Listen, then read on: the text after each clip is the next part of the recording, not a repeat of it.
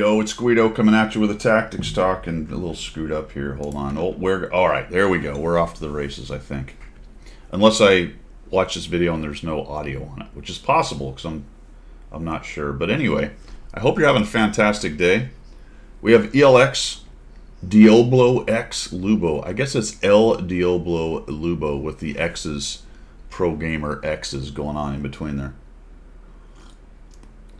Diablo is a friend of the channel, streams with me a bit, which is nice because he's a good player. And it's always nice to have a platoon mate who's a very good player. He's got his IS-4 2-marked, and a couple times on stream he was bragging on the IS-4, saying how great it was. We did have at least one game where he played it and did very well in it indeed. But we are here on Lakeville Himmelsdorf Lake. Wildorf Himmels. He's in the North Spawn. And we're going to see him do some good stuff with the IS-4. What? The IS-4 is bad? Well, Diablo doesn't think so. And anyway, he has a dinghy. He's got a dinghy. What is in the dinghy? It's hard to... There we go. Let's see what we got here. We got some... well, we've got a life preserver thing. We've got a dinghy. We have some kind of... I guess that's dive equipment, although that's the largest regulator I've ever seen in my life. Good Lord, I would hate to see the man who uses that regulator. That dude must be 12 feet tall if that is indeed a regulator. What else we got? We got more. Oh, we got a shotty up here. No, it's not a shotgun. Oh, that's an SKS. Fantastic. So, an old version of the old ubiquitous. What is it? Russian assault rifle. Oh, you can't say that. Don't say those words. I'm glad that we just went completely off the tracks to begin with, and I have no plan here. Here he is in Lakeville. He's got a 260, a 780 that happens to be an entire tier 10 battle. Only 2 artillery, a couple scouts on each side, some heavy hitters in terms of the FV, the Foch, and the grill. All right, this should be interesting. Let's see how Diablo does. He's got this 2 marked, if I didn't mention that. There it is. You can see those nice 2 stars right there.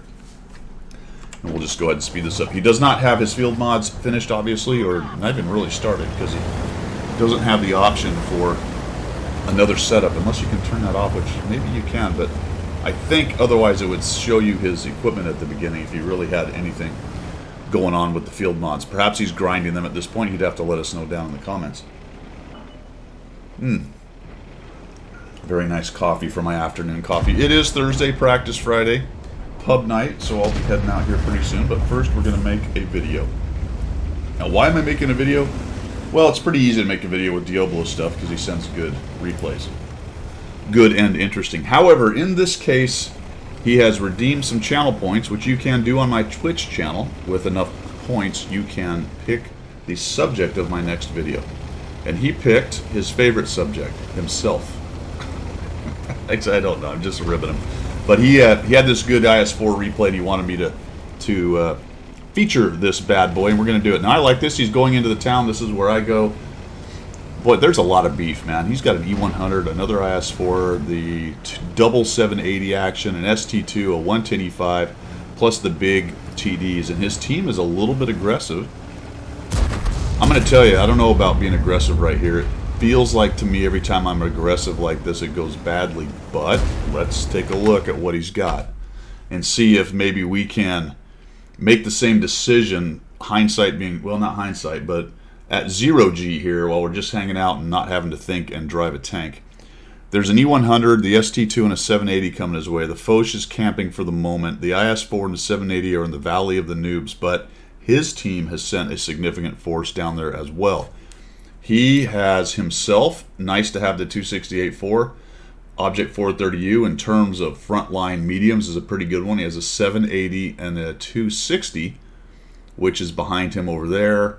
The Leopard's kind of lagging the fight. The Grill is camping. The STB-1's in the middle. And like I said, a significant number of guys. So I don't see anything here that screams, holy cow, we've have an advantage. Let's find out what happens.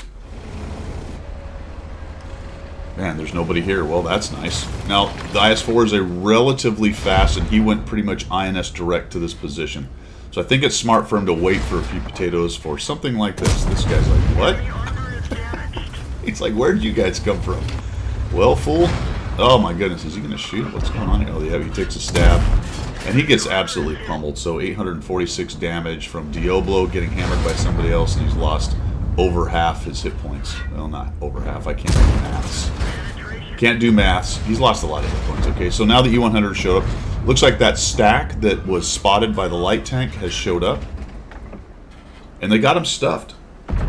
They got him stuffed. Now, you got to kind of like that. Let's pause this again. Because Diablo knows what he's doing in this game, he's taken a pretty strong position here. He is using this rubble pile against those guys. Usually these guys being the south spawn, get to use that rubble pile against Diablo's buddies. But he's pushed forward, and he's backed up by a 268 and the 260 back there.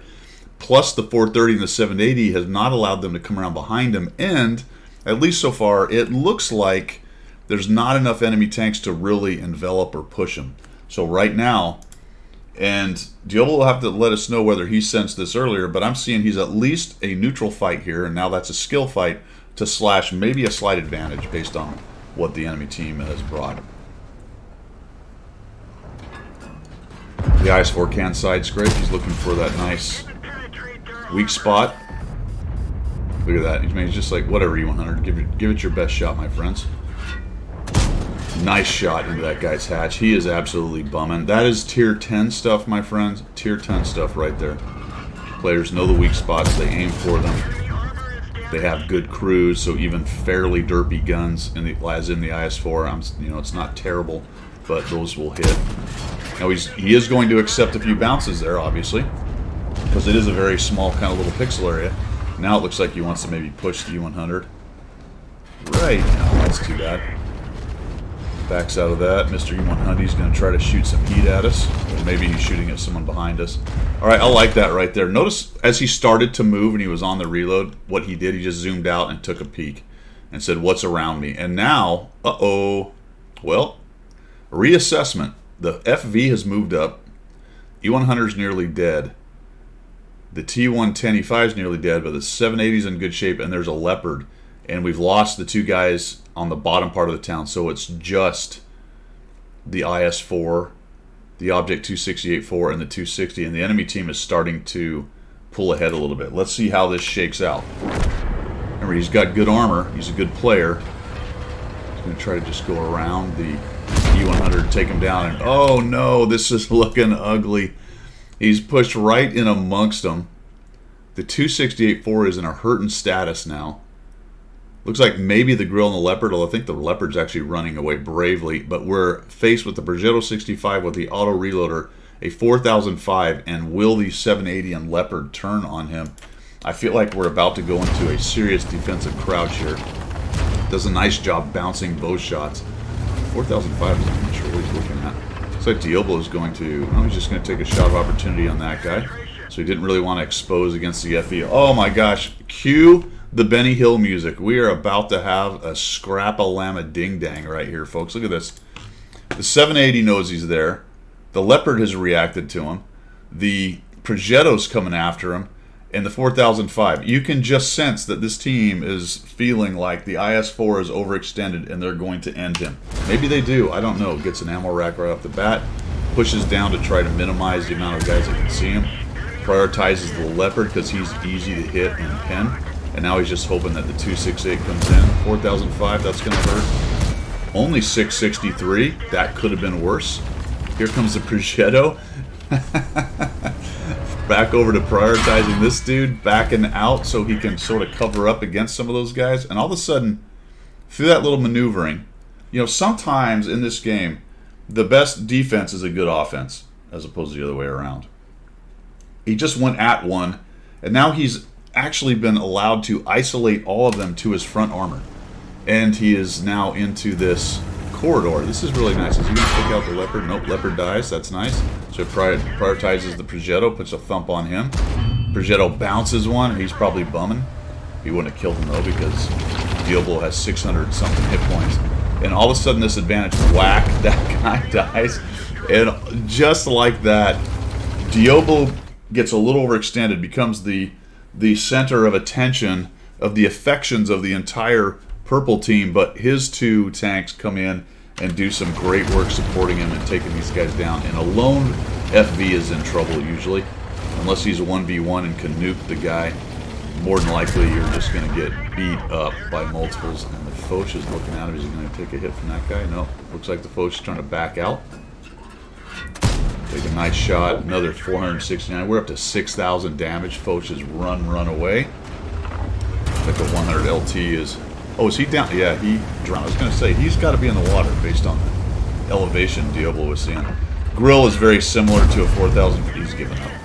Or he's AFK. Ram him. Nope. No time for ramming. 3 kills, 6,500. We bounced 2,300, which is nearly like having another IS-4 along with you, and the game is over, my friends. Very interesting. Looked fairly neutral over there in the city. The enemy team took a slight advantage. Diablo pushed in. He'll have to let us know in the comments down there whether that was kind of an intentional push or if he actually was significantly worried when he found all the guys that were around him. But he did a nice job trying to isolate as many of the bad dudes as possible, shooting the ones that he could get as he was reloaded, prioritizing pretty well on which ones had low hit points and he could take out. And then his two buddies, the 268 and the 260, got in there and started cleaning guys up. And there you go. Just a really nice little tier 10 game at 6,578 damage, 832 assists, and bounced 2,390 with 3 kills. Well done, Diablo. Thanks for sending that in. Lots of good little things there for you guys who are learning tier 10. You might want to watch that again for some of the things that Diablo was doing. That is all I've got for today, folks. Thanks for tuning in. We will see ya.